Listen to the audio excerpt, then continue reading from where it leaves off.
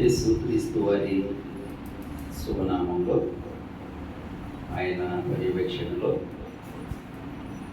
కూడి వచ్చిన ఆయన దాసులు వారి కుటుంబము సంఘము అనే కుటుంబం అంతటికి ఆయన పక్షమున వందనములండి.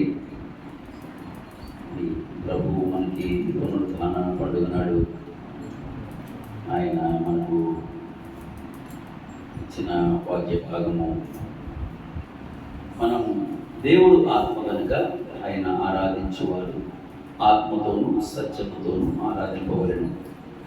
మరి దేవుడు మన మధ్యన ఉన్నాడు అనడానికి కొన్ని రుజువులుగా మరి దేవుని పరిశుద్ధ గ్రంథంలో కొన్ని వాక్య భాగములు పరిశీలన చేస్తూ అనేకులకు ఆశీర్వాదకరంగా మన కుటుంబాలకు మన పరిచర్యకు ఉండలాగున చిన్ని ప్రార్థన చేసుకొని ముందుకు వెళదామని. మహిమాన్వితుడా, మహోన్నతుడా, సర్వాధికారి, నమ్మదగిన దేవ, నీ సహవాసమునకు పిలిచిన నీవు నమ్మదగిన దేవుడు మమ్మ సజీవ లెక్కలో ఉంచి ఈనాడు ఈ పునరుద్ధాన పండుగ మేము ఈ రీతిగా జరిపించుకోవడానికి నిలుస్తున్న కృప కొరకు స్తోత్రాలు స్వామి. నిలవబడుతున్న నా మీద, మా మీద, అందరి కోసం ప్రాణం పెట్టిన దేవుడా, నీ పరిశుద్ధ రుధిర ధారలు మా అందరి మీద నీవు ప్రోక్షించి నీ ఆత్మ నడిపింపు మాకందరికీ అనుగ్రహించి మాకును అందరికీ అనేకులకు ఆశీర్వాదకరముగా ఈ సమయమంతటి నీ అధ్యక్షతలో ఉండమని, ప్రతి వ్యర్థమైన మాటను నా నుండి దూరపరిచి నిన్ను మహిమపరచు పాత్రగా వాడుకొని ప్రతి విషయం ద్వారా నీవు మాత్రమే మహిమానందమని యేసు పరిశుద్ధ నామంలో సమస్తము సమర్పించి ప్రార్థించి అడిగి పొందుకొని ఉన్నాం తండ్రి. ఆమేన్. ఆమేన్. మత్తయి సువార్త 18వ అధ్యాయం 20వ వచనం చూద్దామండి. 20.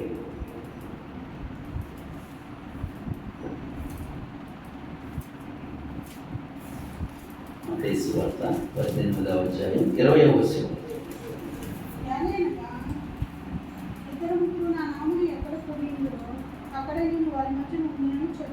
దేవునికి స్తోత్రం.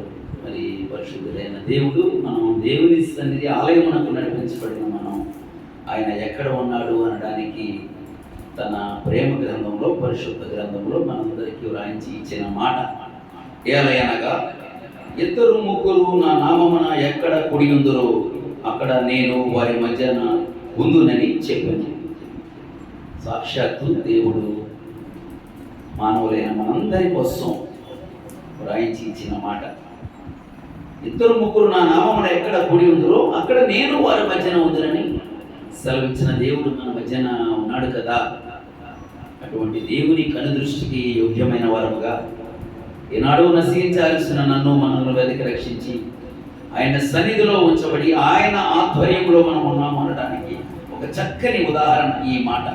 ఇదే అధ్యాయం మరి 18, 19 కూడా చూద్దామండి.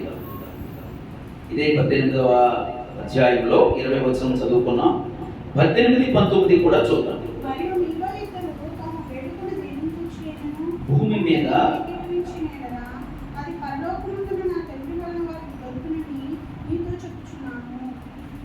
దేవునికి స్తోత్రం. 18వ అధ్యాయం 18వ వచనంలో, భూమి మీద మీరు వేటిని బంధింతురో అవి పరలోకమందును బంధింపబడను. భూమి మీద మీరు వేటిని విప్పుదురో అవి పరలోకమందును విప్పబడనని మీతో నిశ్చయముగా చెబుతున్నాను. మరియు మీలో ఇద్దరు తాము వేడుకొను దేనిని గూర్చి అయినను భూమి మీద ఏకీభవించిన ఎడల అది పరలోకమందున నా తండ్రి వలన వారికి దొరుకునని మీతో చెప్పుచున్నాను. ఎంతటి ప్రత్యక్షత, ఎంతటి ప్రతి ప్రశ్నకు జవాబు దేవుని చేత వ్రాయించబడిన ఈ లేఖన భాగాల్లో ఉన్న ఈ విషయాలు. భూమి మీద మీరు వేటిని బంధించరు, ఇద్దరు కలిసి ఏకీభవిస్తేనట. ఏ విషయమైతే మనం భూమి మీద బంధిస్తామో, ఏ సమస్య గురించి మనం ప్రార్థిస్తున్నామో, ఏ లోటు గురించి మనం ప్రార్థిస్తున్నామో దానినట భూమి మీద మనం ప్రార్థించి బంధిస్తేనట అది పరలోకమందు బంధించబడుతుందట. ఎంతటి వాస్తవము, ఎంతటి ధన్యత, ఆధిక్యత మనకు దేవుడు ఇచ్చాడు కదా. భూమి మీద మీరు వేటిని విప్పుదురో అవి పరలోకమందును విప్పబడినని మీతో నిశ్చయముగా చెప్పుచున్నాను. నొక్కి వక్కానిస్తున్నాడు దేవుడు ఈ మాటని. ఏదైతే మనకు అవసరమో ఆ అవసరం గురించట కలిగి ఉన్నా ఆ ఇద్దరు కూడా ఏకీభవించి మనం బంధించాల్సినదైతే బంధించాలట, విడుదల కలిగించాల్సినదైతే విడుదల కలిగించేదిగా మనం ఏకీభవించి ప్రార్థిస్తే భూమి మీద మనం చేస్తున్న దాన్ని పరలోకమందున దేవుడు దాన్ని ఆమోదిస్తానని ఎంతో నిశ్చయముగా చెబుతున్నాను అంటున్నాడు దేవుడు. మరి ఎంత శ్రేష్టమైన రీతిగా మనం ఏకీభవించే మనస్సాక్షి మనం కలిగి మనం భూమి మీద మనం భక్తి చేయవలసిన వారమై ఉన్నాము కదా. మరి అదే 19వ వచనంలో, మరియు మీరు ఇద్దరు తాము వేడుకొని దేని గురించి భూమి మీద ఏకీభవించిన ఎడల అది పరలోకమందున నా తండ్రి వలన వారికి దొరుకునని మీతో చెప్పుచున్నాను. ఏ అవసరత కలిగి ఉన్నా, ఏ లోటు కలిగి ఉన్నా దాన్ని మనం ఇద్దరు ఏకీభవించే మనస్సుతో మనం దాన్ని కోరుకున్నప్పుడట, వేడుకున్నప్పుడట, ఏకీభవించి దాన్ని అడిగినప్పుడట పరలోకమందున నా తండ్రి వలన వారికి దొరుకునని మీతో చెప్పుచున్నాను.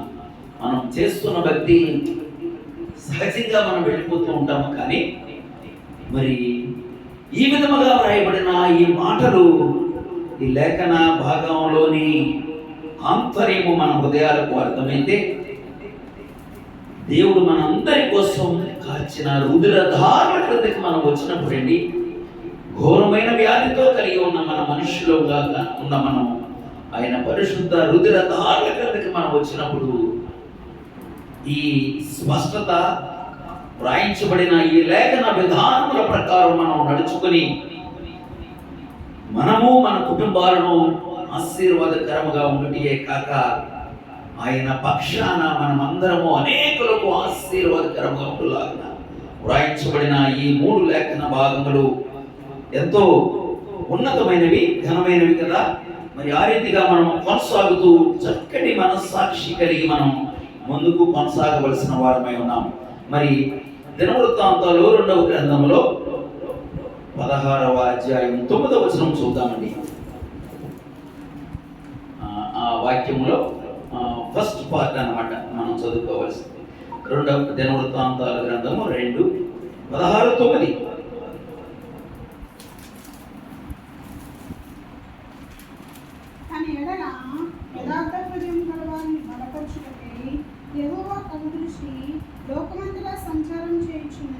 దేవునికి స్తోత్రం. చాలు. తన ఎడల యథార్థ హృదయము గల వారిని బలపరచుటకై యెహోవా కనుదృష్టి లోకమంతటా సంచారం చేయుచున్నది. తన ఎడల యథార్థత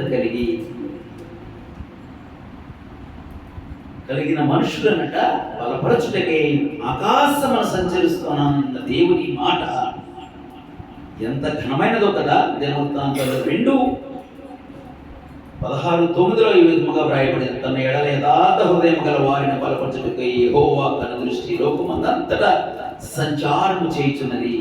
మరి దేవుణ్ణి మహిమపరిచే వారిగా, మరి నశించాల్సిన మనల్ని వెతికి రక్షించిన దేవుని సాక్షార్థమై మనం ఆయన పక్షాన మనం ఉండగలుగుతున్నప్పుడు, నిలువబడుతూ ఉన్నప్పుడు, మరి అటువంటి మనస్సు కలిగిన మనుషులనట ఆకాశమున సంచరిస్తాడు. తన ఎడల యథార్థ హృదయము గల వారిని బలపరచుటకై ఆకాశమున సంచరిస్తున్న దేవుని పర్యవేక్షణలో ఉన్న మనమందరము కూడా అటువంటి చక్కని దేవుని సాక్షులుగా దేవుని పని, దేవుని పరిచర్య చేయడానికి మరి మనల్ని దేవుడు ఎంతగానో ఆయన బలపరచడానికి ఆ విధముగా నేను నిలువబడినప్పుడు నేను తను బలపరుస్తానంటున్నటువంటి హృదయం కలిగిన తన ఎడల యథార్థ హృదయము గల వారిని బలపరచుటకై ఆకాశమును సంచరిస్తున్న దేవుని కనుదృష్టికి మనం ఆయన చేత బలపరచబడిన ప్రజలుగా మనకు అనుగ్రహించిన ఈ పరిచర్యలకు మన కుటుంబాలకు ఆశీర్వాదకరంగా ఉండే సందర్భం. అదే విధముగా నిర్గమాకాండం 3వ అధ్యాయం 13-14 చూద్దామండి.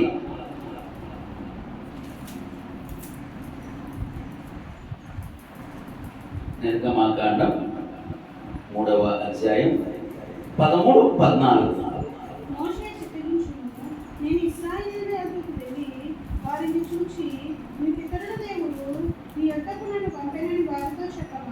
వారు ఆయన పేరేమని అడిగిన వారితో నేనేమి చెప్పానని దేవుని అడిగాను. అందుకు దేవుడు, నేను ఉన్నవాడను అనువాడని విన్నానని మోషేతో చెప్పాను.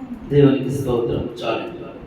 మరి ఇశ్రాయేలీయుల ప్రజలను నడిపించడానికి దేవుడు ఎన్నుకున్న సాధనముగా మోషేని దేవుడు పిలిచినప్పుడు ఆ మోషే అంటున్నాడు, ఆ ప్రజల వద్దకు వెళ్ళి నీవు నన్ను పంపించావు అని చెప్పి వారికి నేను తెలియపరచాలి అని అన్నప్పుడు ఆ మోషే చిత్తనిత్తుము, నేను ఇశ్రాయేలీయుల వద్దకు వెళ్ళి వారిని చూచి మీ పితరుల దేవుడు మీ వద్దకు నన్ను పంపిన వారితో చెప్పగా వారు ఆయన పేరేమి అని అడిగిన వారితో నేనేమి చెప్పవాలని దేవుడిని అడిగాను. మరి ఆ ప్రజలకు నీవు నన్ను పంపావని మరి నీ పేరేమిటని వారు అడిగితే నేనేం చెప్పాలని అడిగినప్పుడు అందుకు దేవుడు, నేను ఉన్నవాడను అనువాడనై ఉన్నానని మోషేతో చెప్పాను.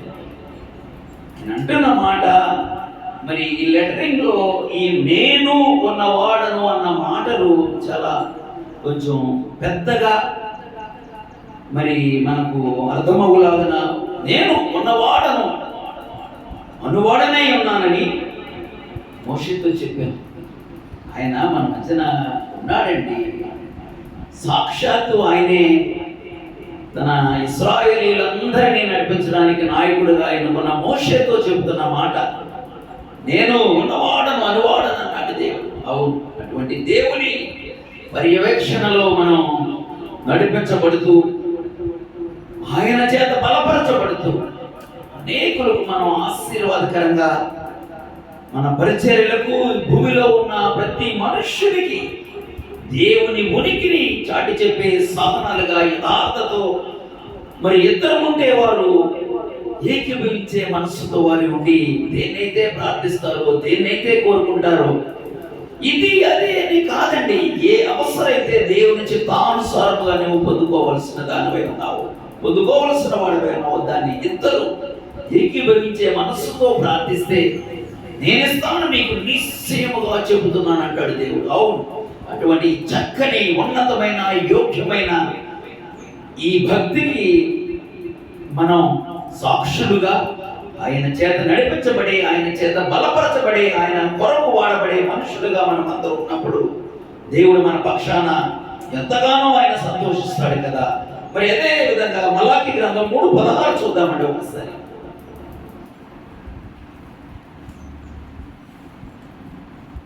మలాకి గ్రంథం 3వ అధ్యాయం 16వ వచనం. అప్పుడు యెహోవా యందు భయభక్తులు గలవారు ఒకరితో ఒకరు మాట్లాడుకొనుచుండగా యెహోవా చెవియొగ్గి ఆలకించెను. దేవునికి స్తోత్రం. 3:16లో ఈ విధముగా వ్రాయబడింది, అప్పుడు యెహోవా యందు భయభక్తులు గలవారు ఒకరితో ఒకరు మాట్లాడుకొనుచుండగా యెహోవా చెవి ఒగ్గి ఆలకించెను. ఎంత స్పష్టతతో కూడిన మాటలు కదా.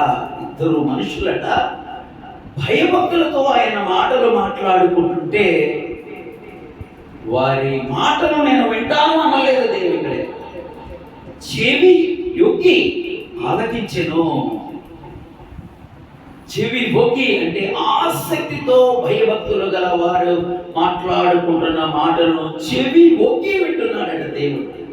అటువంటి దేవుని పర్యవేక్షణలో కొనసాగుతున్న మనమందరము కూడా భయభక్తులు అనేవి మనం తప్పనిసరిగా మనమందరము కలిగి ఉన్నప్పుడు దేవుని యొక్క మహిమను దేవుని యొక్క పనిని మనం చేయగలడానికి దేవుని చేత మనం వాడబడే వారముగా ఉంటాము కదా.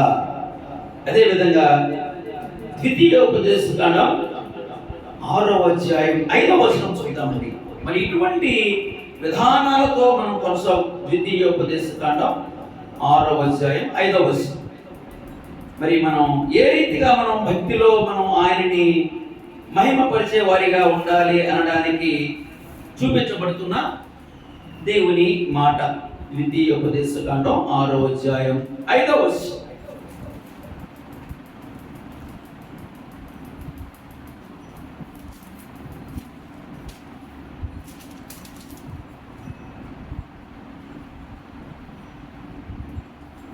నీ పూర్ణ హృదయముతోను నీ అవును. పూర్ణ ఆత్మతోను నీ పూర్ణ శక్తితోను నీ దేవుడైన యెహోవాను ప్రేమింపవలెను. దేవునికి స్తోత్రం.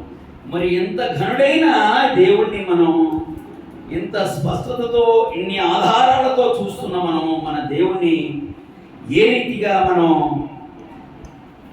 ఆరాధించాలి, ఏ రీతిగా ఆయన ఘనపరచాలి అనడానికి ఈ మాట రాయించబడిన ఈ మాట ద్వితీయోపదేశకాండం 6వ అధ్యాయం 5వ వచనంలో ఈ రీతిగా నీ పూర్ణ హృదయముతోను నీ పూర్ణాత్మతోను నీ పూర్ణ శక్తితోను నీ దేవుడైన యెహోవాను ప్రేమింపవలెను. ఏదో కొద్దిగా అలా ఇలా కాదు, కానీ పూర్ణ హృదయంతో ప్రేమించాలట, పూర్ణ ఆత్మతో పూర్ణ శక్తితో నీ దేవుడైన యెహోవాను ప్రేమింపవలెను. మరి అందుకు యోగ్యుడు కదా మన దేవుడు, సజీవుడు. ఆ ఎన్ని రీతిలుగా మనల్ని బలపరిస్తే ఈనాడు మనం ఏ రీతిగా మనం నడిపించబడుతున్నామో కదా. అలా మరి ఏదో కొంచెము మనకు మరి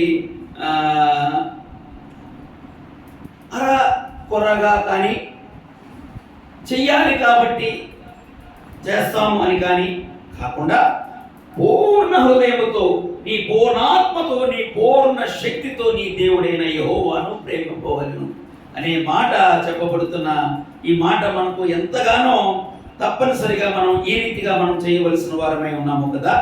మరి లూకా సువార్త 10వ అధ్యాయం 27వ వచనం చూద్దామండి.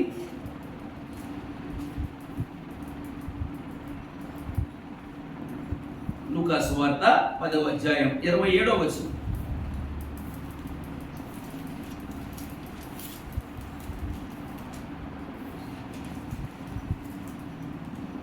అతడు నీ దేవుడైన ప్రభువును నీ పూర్ణ హృదయముతోను నీ పూర్ణ మనస్సుతోను పూర్ణ శక్తితోను నీ పూర్ణ వివేకముతోను ప్రేమింపవలెననియు నిన్ను వలె నీ పొరుగు వారిని ప్రేమింపవలెననియు వ్రాయబడి ఉన్నదని చెప్పాను.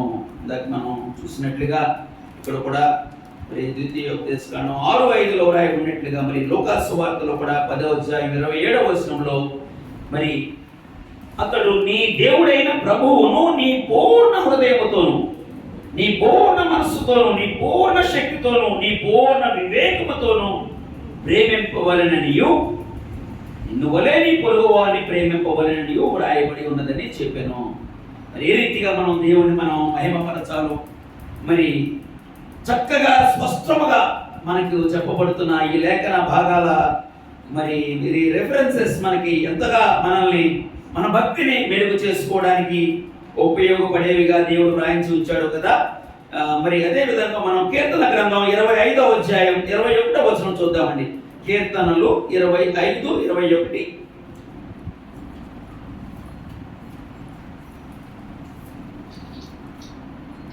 ఇరవై 25వ అధ్యాయం 21.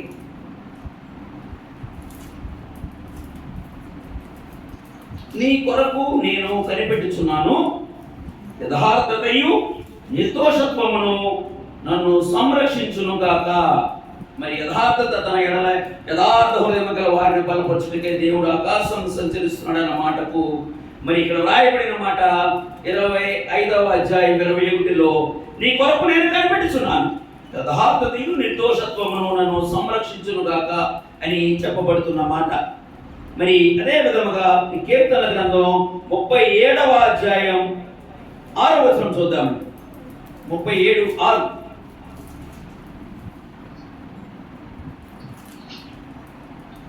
ఆయన వెలుగువలెను, ఆయన వెలుగును వలె నీకి నీతిని మధ్యాహ్నమున వలె నీ నిర్దోషత్వమును వెల్లడి పరచును. మనం సహజంగా చాలా మనం ఆందోళన పడుతూ టెన్షన్ పడుతూ ఉంటాం. మనం మనం మంచివాళ్ళనే కదా, మనల్ని అపార్థం చేసుకుంటున్నారు అని అలాగా ఇలాగా రకరకాలుగా ఎవరి మట్టికి వారికి సంబంధించిన మాట ఇది. మరి ఆయన పక్షాన మనం ఆయన పనిచేస్తుంటే ఇంత ముందు చెప్పబడిన మాటలు లేఖనాల ప్రకారం అలా భక్తులు కొనసాగుతున్నప్పుడట ఆయన వెలుగును వలె నీ నీతిని, మన నీతి కలిగి ఉంటేనంట అది వెలుగును వలె మధ్యాహ్నముల వలె నీ నిర్దోషత్వమును వెల్లడిపరచును. ఎంత దేవుడు మన పక్షాన భరోసాగా చెబుతున్న మాట, నీ నిర్దోషత్వాన్ని మధ్యాహ్నపు ఎండవలే బహిర్గతపరుస్తానన్న దేవుడు, మన పక్షాన ఉన్న దేవుడు, ఎంత ధనుడైన దేవుడిని మనం కలిగి ఉన్నాము కదా. మరి ఈ మాట మనకు అర్థమైతే ఎంత ధైర్యమో ఎంత సంతోషమో మన జీవితాలకు. ఆయన వెలుగును వలె నీ నీతిని, మధ్యాహ్నమున వలె నీ నిర్దోషత్వమును వెల్లడిపరచును. మన పక్షాన, ఈ పక్షాన నేను వ్యాసమాడుతానంటాడు దేవుడు. ఇదేనమాట దేవుడు మన పక్షాన వ్యాసమాడుతున్నప్పుడు మనం దేన్ని కూడా దీని గురించి మనం వెనుకడికి వేసే వారిగా కాదు, కానీ తన ఎడల యథార్థ హృదయముల వారిని బలపరచుటకే దేవుడు సంచరిస్తున్న ఆయన యొక్క యథార్థతను మనం, ఆయన ఇచ్చే బలాన్ని మనం పొందుకుని దేవుని పనిచేసే వారిగా మనం ముందుకు కొనసాగుతూ, మరి అదేవిధంగా 7, 8, 9 కూడా చూద్దామండి. ఎందుకంటే చాలా అర్థవంతంగా ఉంటాయి ఈ మాటలు. 7వ వచనం 37:7. యెహోవా ఎదుట మౌనముగా నుండి ఆయన కొరకు కనిపెట్టుము, తన మార్గమున వర్తిల్లు వారిని చూచి వ్యసన పడకము, దురాలోచనలు నెరవేర్చుకున్న వారిని చూచి వ్యసన పడకము అని చెబుతుంది ఈ మాట. మరి యెహోవా, మరి ఆయన మనం కలిగి ఉన్నప్పుడట మనం మౌనంగా ఆయన మనం కనిపెట్టాలని, తన మార్గమును వర్తిల్లు వారిని, ఎవరికి వారు మరి బయట ప్రపంచంలో వీరిని చూసినప్పుడు మనం కొంత ఆందోళన కలుగుతూ ఉంటుంది. ఎందుకంటే నీతి మార్గంలో కొనసాగని వారు వర్తిల్లే విధానాన్ని చూసి మనం వ్యసన పడే ప్రమాదం ఉంది. దురాలోచన నెరవేర్చుకున్న వారిని చూసి వ్యసన పడకము, వారిని చూసి నువ్వు ఆందోళన పడవద్దని చెబుతుంది మాట. మరి 8లో కూడా కోపము మానము, ఆగ్రహము విడిచిపెట్టము, వ్యసన పడకము, అది కీడికే కారణం. మరి ఆ రీతిగా ఉండద్దని దేవుని మాట చెబుతూ 9వ వచనం చూద్దాం. కీడు చేయువారు నిర్మూలమగుదురు, యెహోవా కొరకు కనిపెట్టువారు దేశమును స్వతంత్రించుకొందురు. ఈ మాట కోసం మనం ఈ వాక్యం చదువుకుంటున్నాం. యెహోవా కొరకు కనిపెట్టువారు దేశమును స్వతంత్రించుకొందురు. మన కుటుంబాలను, మన వ్యక్తిగత విషయాలను చక్కబరుచుకోవడం కాదండి. ఈ దేవుని పక్షాన మనం దేవుని పనిచేస్తున్నప్పుడు అండి, ఈ మాటలు ఈ 9వ వచనంలో ఈ సెకండ్ పార్ట్ లో రాయబడిన మాట, యెహోవా కొరకు కనిపెట్టువారు దేశమును స్వతంత్రించుకొందురు. ఈ దేశం మనకి ఆశీర్వాదకరంగా మిమ్మల్ని నన్ను దేవుడు వాడుకుంటానని చెబుతున్న మాట. ఎందుకంటే మనం ఎప్పుడు చెప్పుకుంటూ ఉంటాం కదా, మనం ఈ దేశం మనకి ఆశీర్వాదకరమని. మరి దినవృత్తాంతాలు 2:7-14 వ్రాయబడి ఉంటుంది.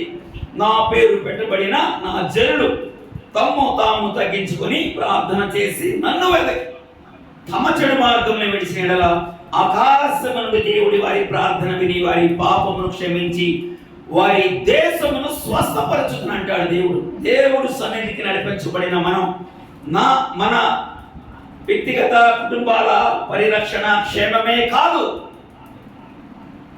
దేవుడి పక్షాన తన ఎడల యథార్థ హృదయం గల వారిని బలపరచుటకే సంచరిస్తున్న దేవుని పక్షాన నీవును నేనును మనము నిలవబడగలిగితే మన దేశానికి ఆశీర్వాదకరంగా మనందరినీ దేవుడు ఉంచుతానని దేవుడు నొక్కి ఒకానించి చెబుతున్న మాట. 365వ పేజ్ 7:14 దినవృత్తాంతాల్లో రాయబడిన ఈ మాట ఎంతో స్పష్టతతో, ఎంతో ఉన్నతమైన ఘనమైన భక్తి, ఈ సద్భక్తి అనడానికి ఈ వాక్య లేఖనాలే రుజువులు.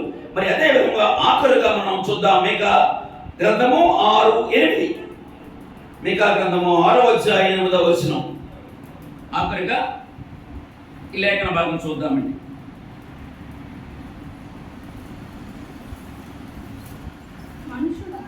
అవునండి.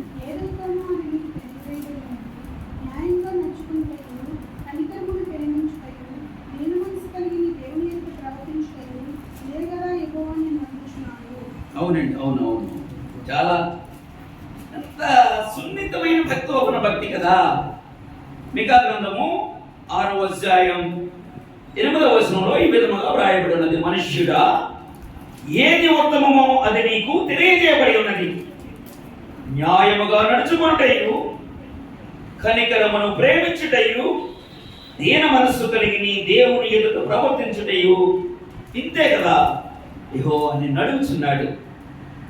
మరి ఇంత గొప్ప ధన్యతతో, స్పష్టతతో, ఆధిక్యతతో నడిపించబడే ఈ భక్తినట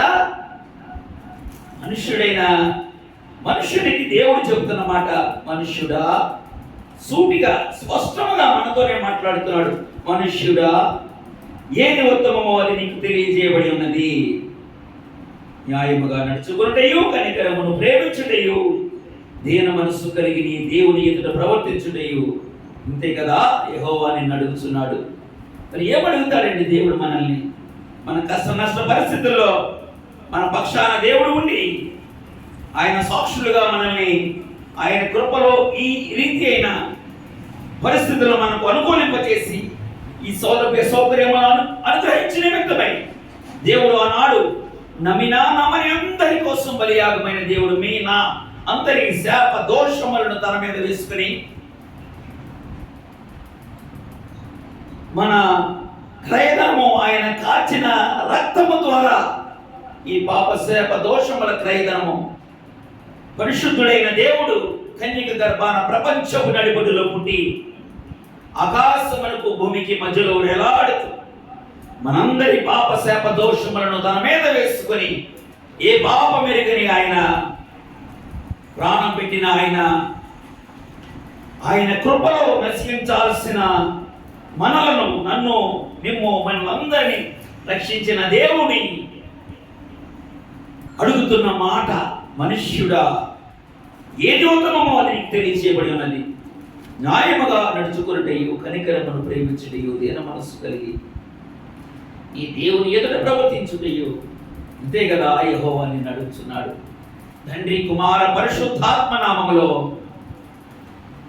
మనకు దేవుడు అడుగుతున్న చక్కని మాట. మనుష్యుడా, సూటిగా మాట్లాడుతున్న నాకు, వింటున్న మీకు, వీక్షిస్తున్న ప్రతి ఒక్కరిని దేవుడు అడుగుతున్న మాట. మీ దీనస్థితిలో మేము నేను పూనుకొని నశించాల్సిన మేము వెతకి రక్షించిన నేను మీ ఆనాటి దీనస్థితుల పరిస్థితులను దాటి మీరు సరిహద్దుల విశాలపరిచిన నిమిత్తమై ఆయన చేస్తున్న బలియాగమును బట్టి మౌనిగా ఉంది. ఆయన సమస్తమును భరించినది ఎందుకో తెలుసా?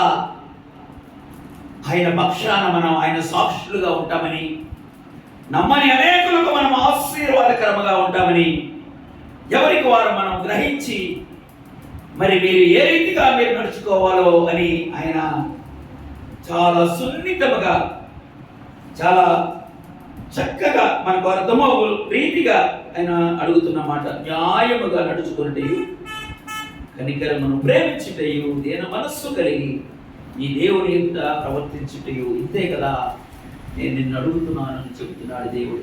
అవును, ఎవరు ఏ రీతిగా ఉన్నా నీకు నాకు మన అంతరంగమునకు ఏ విషయమైతే అర్థమైందో ఆ విషయము పక్షాన నీవును నేనును ఉండగలిగితే తన ఎడల యథార్థ హృదయం గల వారిని బలపరచుటకి ఆకాశమును సంచరిస్తున్న దేవుని యొక్క అంశను మనం కలిగి ఉన్న వారముగా మనం అందరము యోగ్యులమై ప్రయోజకులమై దేవుని సాక్షులుగా మనం ఉంటూ దేవుడు మన దృష్టికి మన ఆలోచనలకు అర్థమై చేసిన దాని పక్షాన మనం ఉండగలిగి స్వనీతి సొబుద్రను కాదు కానీ నా నీతిగా ఆధారమగు నా దేవుణ్ణి బట్టి నేను భూమిలో నా ఆయుష్, నా భవిష్యత్తు, నేను, నా కుటుంబము అని ఎవరైతే మనం తలపోస్తూ ఉంటామో ఎందు విశ్వాసం ఉంచిన నేనును నా ఇంటి వారందరూ రక్షణ పొందేదన్న దేవుని వాక్య వాగ్దానములను మనం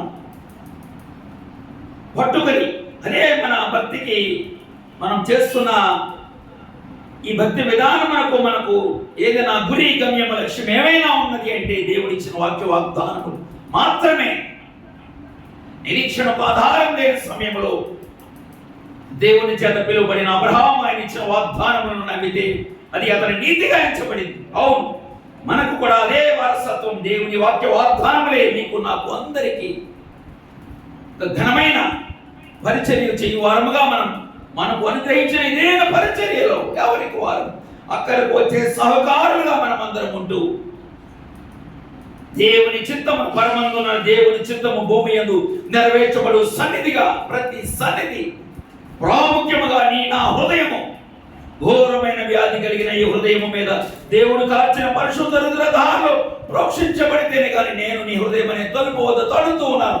నీవు తెరిస్తే నీతో కలిసి నేను భోజనం చేస్తానన్నాడు దేవుడు. ఎంత మర్యాదస్తుడైన దేవుని పర్యవేక్షణలో మనం ఉన్నాము, ఎంత ఘనముగా మనం దేవుని పరిచర్య చేయవలసిన వారమై ఉన్నాము. మనమందరము దేవుని పక్షాన ఆయన సాక్షులుగా నమ్మని వారి, మనం దేవుని నమ్మని సమయంలో దేవుడు ఎంతో దీర్ఘ శాంతము కలిగి మీ నా క్షేమము కొరకు ఆయన వేచి ఉండి ఆయన మనల్ని రక్షించి రక్షణ భాగ్యమును మనకు అనుగ్రహించి అనేకుల పక్షాన, నమ్మని అనేకుల పక్షాన మనమును ఔదార్యము నేను నిజుని పక్షాన చూపిస్తున్న కృపను నీవును అనేకుల పక్షాన నువ్వు చూపించవలసిన వాడవై ఉన్నాడన్నాడు కదా దేవుడు. అటువంటి ఘనమైన ఉన్నతమైన ఈ పని, ఈ పరిచర్య మనమందరము ఆయన నామ మహిమార్థమై, ఆయన సాక్షార్థమై, పరమందున్న దేవుని చిత్తము భూమి యందు నెరవేర్చబడు సాధనముగా, పాత్రులుగా, పనిముట్టులుగా మనమందరము, మరి దేవుడు మన మనుష్యుడు మీకు మరి ఏ రీతిగా ఉండాలని చెప్పబడుతున్న మాట, మరి మనం న్యాయముగా నడుచుకున్నట్టు కనికరమును ప్రేమించుటకు దీని మనసు కలిగిన దేవుని ఎదురు ప్రవర్తించుటకు ఇంతే కదా యెహోవా నడుచున్నాడు.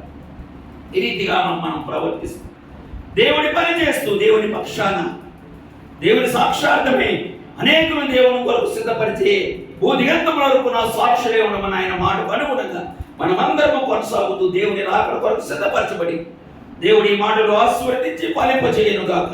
యేసు నామములో సమస్తము ప్రార్థించి అడిగి వేడుకొని ఉన్నాము తండ్రి, పొందుకొని ఉన్నాము తండ్రి. ఆమేన్, ఆమేన్, ఆమేన్.